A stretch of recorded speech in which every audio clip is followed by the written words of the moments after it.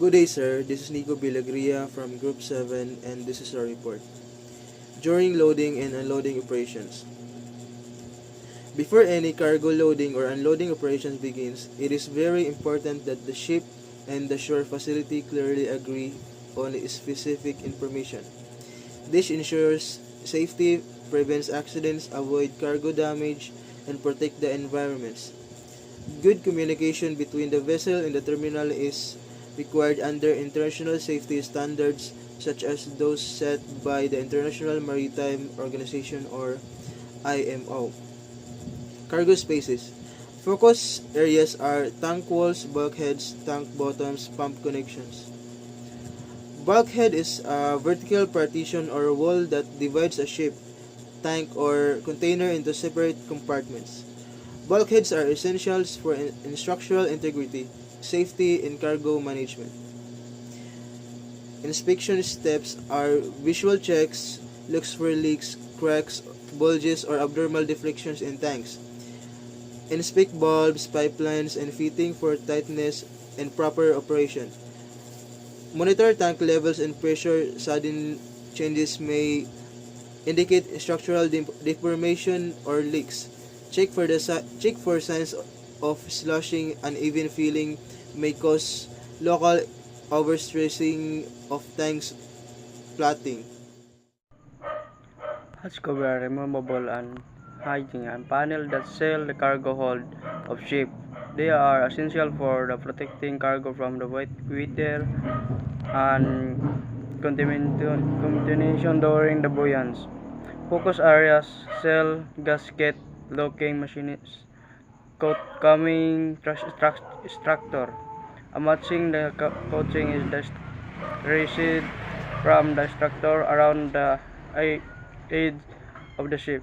Cargo has it's form the boundary between the cargo hold opening and the deck and work together with the hatch cover keep cargo safe and dry. Hatch cover are critical component are the ship design playing a vital role in protecting cargo is ensuring safety and maintaining the vessel operational efficiency. Good day everyone. Today I will explain the inspection steps for hatch covers. First is visual inspection. We check for visible damage like distorted coamings, worn cells, or missing fasteners. This helps you find problems early. Second is the functional test.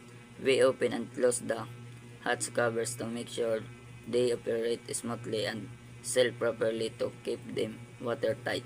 Third is leak checking. During cargo operations, we check if water is entering through the hatch covers. Even a small leak and damage the cargo. Lastly is immediate action.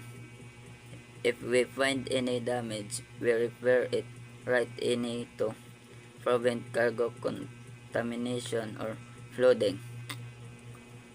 These steps are important to ensure safety and protect the cargo. Thank you. Good day, sir. My name is McHenry B. Magallanes, and this is my part of the report, sir. Ballast tank. A ballast tank is a compartment within a ship or vessel that holds water, called ballast. To improve stability, balance, and trim, ballast tanks are crucial for the safe operation of ships, especially when they are partially loaded or empty. In short, sir, it helps the ship stay safe and properly positioned in the water. Focus areas, tank walls, anodes, drainage, and valves. Anodes are components used to prevent corrosion of metals through a process called cathodic protection. They are often made of more reactive metal that sacrifices itself to protect the main structure. Inspection steps. Visual inspection. Look for cracks, leaks, or bulging plates due to hydrostatic pressure changes during ballasting. Check anodes and cathodic protection. Ensure protection systems function during loading and unloading operations. Drainage and valves function. Inspect tanks, drainage, and venting to prevent overpressure or localized damage. And the conclusion here is, before starting any loading or unloading operation, the ship and shore must agree on cargo details, safety measures, operational plans, mooring arrangements, and pollution prevent procedures. Clear communication and proper documentation are essential to ensure a safe, efficient, and environmentally responsible and cargo operation. That's all, and this is Group 7 report, sir, from S to M. Salamat, sir.